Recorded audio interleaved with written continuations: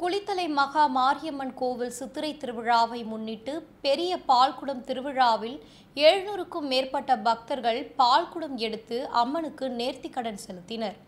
கரூர் மாவட்டம் குளித்தலை மகா மாரியம்மன் கோவில் சித்திரை திருவிழா கடந்த மே 4ஆம் தேதி கம்பம் ஊன்றுதல் மற்றும் பூச்சொரிதலுடன் துவங்கியது. சித்திரை திருவிழாவின் 7ஆம் நாளான இன்று பெரிய பால்குடம் நடைபெற்றது. குளித்தலை மற்றும் சுற்று வட்டாரத்தை சேர்ந்த 700க்கும் மேற்பட்டோர் கடம்பன்துறை காவிரி ஆற்றில் புனித நீராடி பால்குடம் எடுத்தும் மங்கள வாத்தியங்கள் முழங்க முக்கிய வீதிகள் வழியாக ஊர்வலமாக கோவிலுக்கு வந்தனர். பின்னர் மாரியம்மனுக்கு பாலபிஷேகம் செய்து வழிபட்டனர்.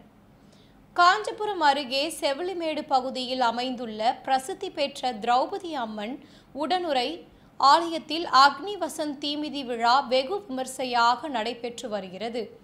அக்னி வசந்த தீமிதி விழாவின் ஒரு பகுதியாக நாள்தோறும் பாரதம் சொற்பொழிவு நடத்தப்பட்டு வரும் நிலையில் இன்று பீமன் துரியோதனன் படுகள உற்சவம் வெகு விமர்சையாக நடைபெற்றது.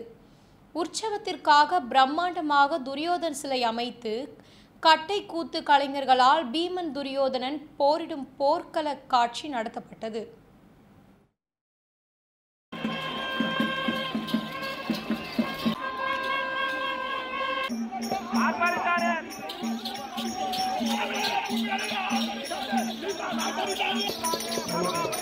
இன்னொரு வெளிகளுக்கு போயிருக்கு.